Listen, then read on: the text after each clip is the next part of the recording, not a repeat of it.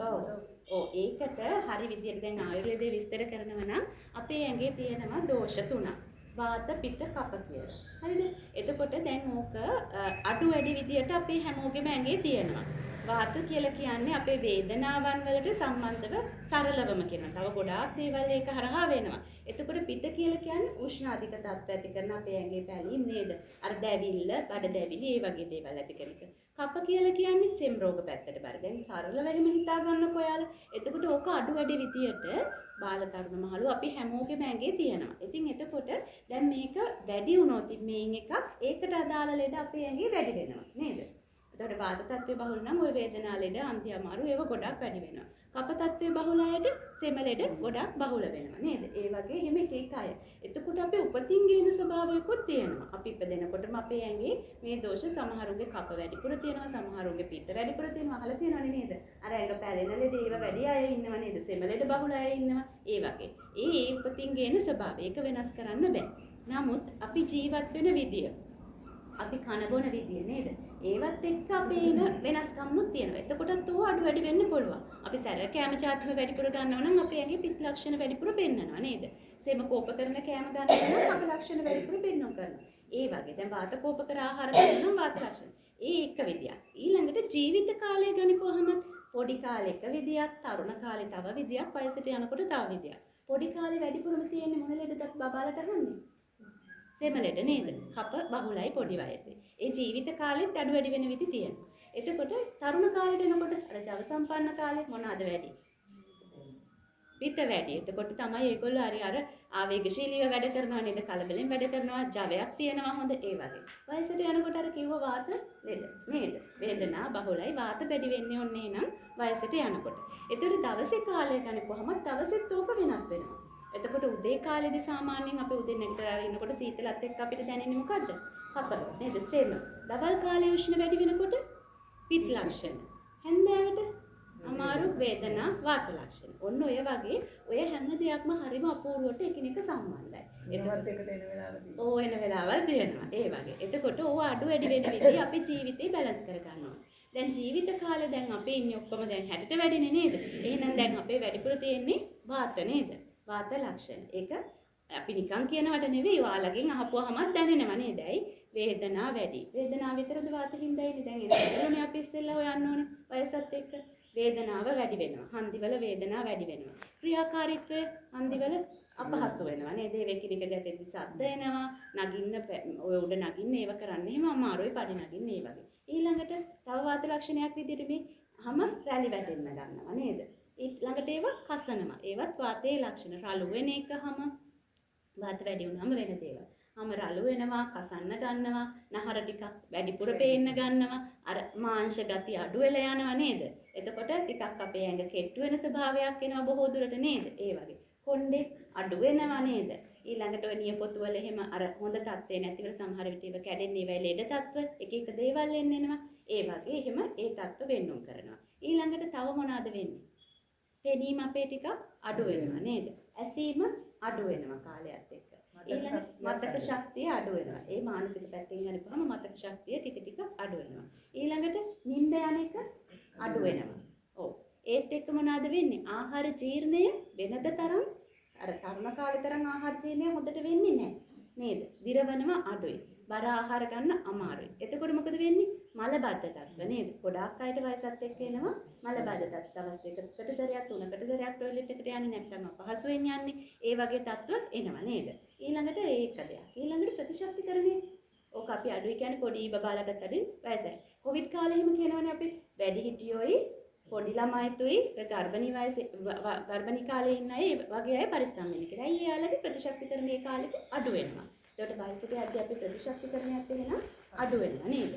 ඔය කියන ගැටලු තමයි ප්‍රධානම අපිට තියෙන්නේ නේද? ඒ ඇරෙන තව මොන හරි තියෙනවද? දැන් අරාමතක වීමත් එක්ක එන ඩිමෙන්ෂියා තත්ත්ව ඒ වගේ දේවල්. ඊළඟට අපි මානසික තත්ත්වය හරියට කළමනාකරණය කරගත්තේ නැතොත් එන හුදකලා බව, රැකියාවෙන් විශ්‍රාම ගිහිල්ලා ඉන්නකොට දැනෙන පාළුව, ඒ වෙක දිගට කියපුවාම ડિප්‍රෙෂන්, විෂාද තත්ත්ව, කාංසාව, විෂාදය වගේ තත්ත්ව වලටපත් වෙනවා නේද? දැන් ඔන්න ඔය ගැටලු ටික තියෙනවා. ඒ ඇරෙන තව මොන හරි තියෙනවද? තියෙනවා නම් කියන්න අපි ඒවට විසඳුම් කතා කරමු. ප්‍රධාන ගැටලු ඒවානේ නේද? අපිට එන ගැටලු ටික ප්‍රධාන වේවා. එතකොට අපි කොහොමද දැන් මේ දේවල් කළමනාකරණය කරගන්නේ? සෞඛ්‍යමත්ව වයසට යන්න නම් ඒ දේවල් කළමනාකරණය කරලා. ඒත් එක්ක අර ලෙඩ ටික නේද? දැන් කාලයක් තිස්සේ අපි වැඩ කරලා අර බෝන ඕන ලෙඩ ටික. දියවැඩියාව, අධිරුධිර පීඩනය, කොලෙස්ටරෝල් ඊළඟට දියවැඩියාව අපි මුලින් කිව්වා. ඒ වගේ තත්ත්ව ඊළඟට ආතරයිටිස් තත්ත්ව නේද? ඕවා තමයි ප්‍රධානව ওই වයසත් එක්ක එන ලෙඩ ටික. ඉතින් ඕවා බහුලවම අපේ වැඩිහිටි සමාජයේ තියෙනවා. ඉතින් එතකොට අපි කොහොමද මේක කළමනාකරණය කරගන්නේ? දැන් අර කිව්වා වගේ වාත ලෙඩ වැඩි වෙන එකට. එතකොට අපි හදා ගන්න ඕනේ අපේ ආහාර නේද? දැන් ආහාරයෙන්ම ඔක සිද්ධ වෙනවා. ආහාර රටාව අපි වෙනස් කර ගන්න ඕනේ. ජීවන රටාව වෙනස් කර ගන්න ඕනේ නේද? අපේ පරිසරය අපි ඒකට සුදුසු විදියට හදා ගන්න ඕනේ. අපේ මනස අපි ඒකට සුදුසු විදියට හදා ගන්න ඕනේ නේද? එහෙම වුණොත් අපිට පුළුවන් අර ලස්සනට hina වෙලා නේද හැමදාම හරි හොඳ සෞඛ්‍ය සම්පන්නව ඒ අපේ ජීවිත කාලයේ අවසාන අධ්‍යයන වුණත් හොඳට සෞඛ්‍ය සම්පන්නව ගත කරන්න. ඉතින් එතකොට ඒකයි වටින්නේ. ඉතින් එතකොට අපි ආහාර ගැන මුලින්ම හිතුවොත් දැන් කොහොමද අපේ ආහාරය වාත ආහාර මොනවද? දැන් වාතනේ දැන් අපි කතා කරන්නේ වැඩිපුර. එතකොට ඒක වැඩි කරන ආහාර එහෙනම් හොඳ නෑ මේ කාලෙට. ඒක හින්දානේ අර ලෙඩ ටික හැදෙනවා කියලා ප්‍රධානම. එතකොට ඒක වැඩි කරන ආහාර මොනවද? කන්න හොඳ නැත්තේ මොනවද? කන්න හොඳ මොනවද? ඒව අපි දැනගෙන ඉන්න ඕනේ නේද? මොනවාද එතකොට කන්න හොඳ ආහාර? දැන් අපි සාමාන්‍යයෙන් ගන්නකොට බර ආහාර. දැන් ඉස්සර වගේ ලොකු කෑම ගොඩක් අපිට කන්න අමාරුයි නේද? අපි දැන් අර වැඩ කරනව නම් අපේ ශරීර ශක්තිය. අපි ගන්න ආහාර දහණය වෙනවා නේද? ඒකට වැය වෙනවා. නමුත් අපි ගොඩක් වෙලාවට එක තැන ඉන්නවා. එක තැනක වාඩි වෙලා ඉන්නව නම් එතකොට එච්චර ශක්තිය වැය වීමක් සිද්ධ වෙන්නේ නැහැ.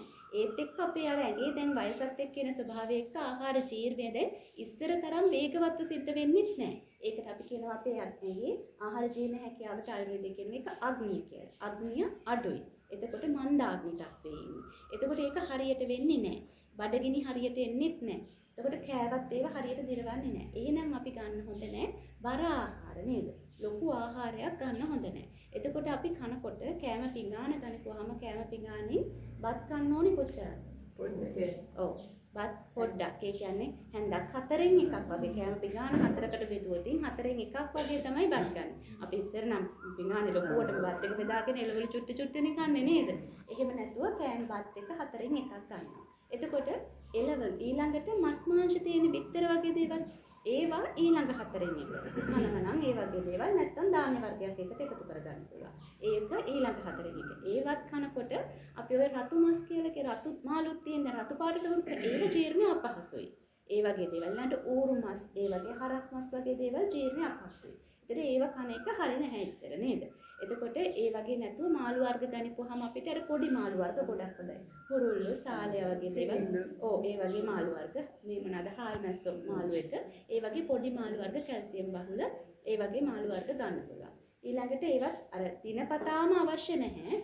ඒකෙත් ගන්නකොට කරවල වගේ දේවල් හාල් මැස්සෝ අර වේලලා තියෙන ඒවා බැදුම් විදියට ගන්න එක හොඳ නැහැ. දැන් ආයුර්වේදයේ වාතකෝපකර ලක්ෂණ ශ්ලෝක නේද මතකයිනේ අපේ තියෙනවා හරි ලස්සනට විස්තර කරලා ඒ හැම එකකම තියෙනවා කොහොමද ඒව වැඩි වෙන්නේ කියලා. එතකොට ඒකේ කියලා තියෙනවා ඔය වියලි ආහාර. ඊළඟට බැදපු ආහාර ගන්නකොහම මේ වාත ලක්ෂණ වැඩි වෙනවා කියලා. ඒකින්ද ඔය තෙලේ බැදලා තියෙන දේවල්, වේලපු දේවල් කන එක එච්චර හොඳ නැහැ. ඒකින්ද අර මාළු ඒ වගේ අදා ගන්න මාළු වර්ග තමයි අපි ආහාරයට ගන්න ඕනේ වැඩිපුර කරවල වගේ දේවල් වලට යන්නේ නැතුව.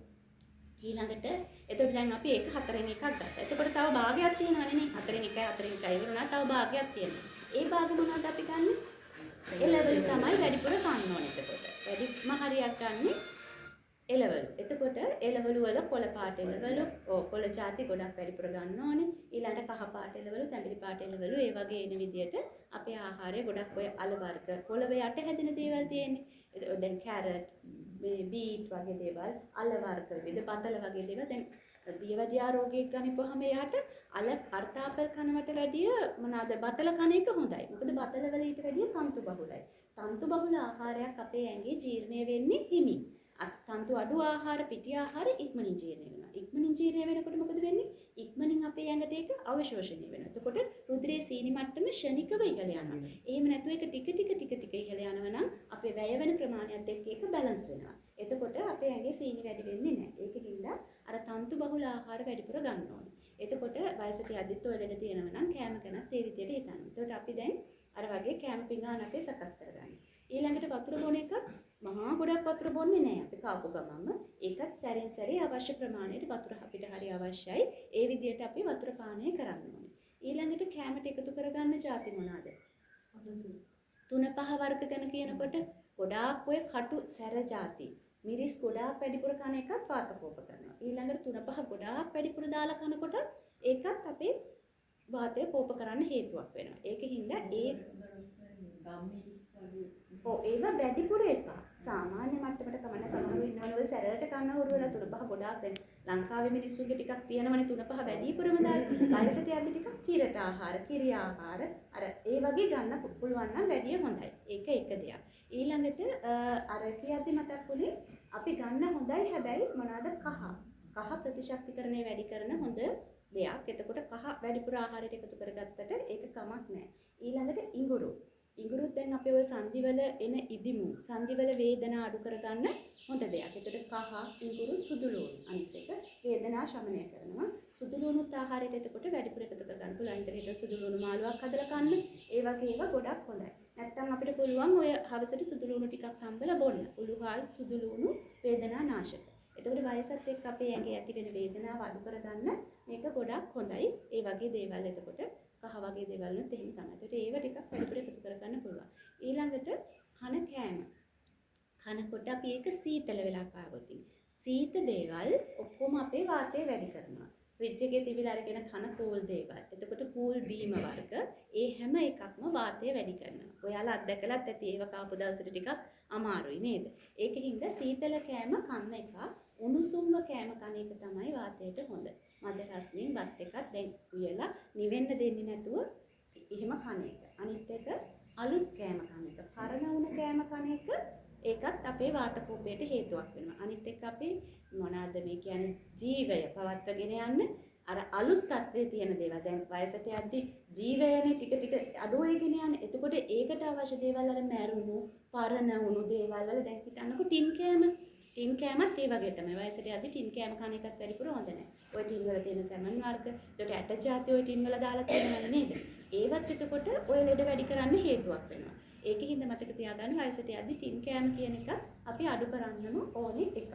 එතකොට ඒක එක දෙයක්. අනිත් එක processed food කියලා කියන්නේ ඔය සකස් කරන ලද ආහාර. ඒවත් අලුත් නෑනේ. ඒවත් ගොඩක් කාලයක් තිස්සේ තියාගන්න පුළුවන් විදියට ෆ්‍රිජ් වල දාලා නේද? ගොඩාක් කාලයක් ඒව ඇසුරුම් කරලා තියලා ක්ෂණිකව හදාගන්න වෙලේ හදපු දේවල්. ඒ වගේ ආහාරات ඔන්න වයසට යද්දි හොඳ නෑ. නැවුම්ව පුළුවන් නම් අපි කියනවා වත්තේ වෙලේ දැන් අලු ටිකක් මේ කොළම මැල්ලුමක් හදාගන්න කියන්නේ ඒක හරිම පෝෂණීයයි. ඔය කියන දෝෂ තත්ත්වය. ඒක තියෙන පෝෂණයට අමතරව අර හැකියාවක් තියෙනවා ඒකට. දෝෂ සමනය. ඒ කියන්නේ වාත වැඩි කරන්නේ නැතුව තියාගන්න අපේ ඇඟේ. ඒකින්ද අර නැවුම් දේ ගොඩක් වටිනවා අපේ ජීවය පවත්වාගෙන යන්න. හරි දැන් ටිකක් කතා කරනකොට ආයේ අපේ කට්ටියන්ට කම්මැලි හිතෙනවනේ නේද? ඒකින්ද පොඩි අභ්‍යාසත් එක්කම අපි යන්නේ නේද? අපි කලින්ත් ඒ වගේ නේද යෝග අභ්‍යාස, සසන අභ්‍යාස තියෙනවනේ. ඒවත් එක ටිකක් ඉඳි නිදිමත වෙනවා නේද? වයසත් එක්ක නිදිමත වෙනවා. ඒකටත් අපි මනස අපේ ඇක්ටිව්ව තියාගන්න ඕනේ නේද? නිින්ද දවල් නිින්ද ඒකත් හොඳ නැහැ. ඒකත් අපේ ඇඟේ දෝෂ කෝප කරන්න හේතුවක් වෙනවා. දවල්ට නිදාගෙන නැගිට්ටාමත් දැනෙනවනේ මේ හන්දි දිග අර ගන්න බෑ නේද? හරි අමාරුයි නේද? ඒවයි වේදනාව එනවා. ඒකට වාත කප දෙකම කෝප වෙනවා. ඒකින්ද අර දවල්ට නිදා ගන්න එකත් හොඳ නැහැ. එතකොට අර වැඩිහිටියෝ වුණත් අපි උද්‍යෝගයෙන් ඉන්නව නම් හැම වෙලේම hina වෙලා ඉන්නව නම් ඒකත් අපේ ආයුෂ අර නිවැරදිව පවත්වාගෙන යන්න උදව්වක් වෙනවා. ඒකින්ද අපි පොඩි අභ්‍යාසයක් කරමු. කට්ටිය නැගිටලා යමුද නේ?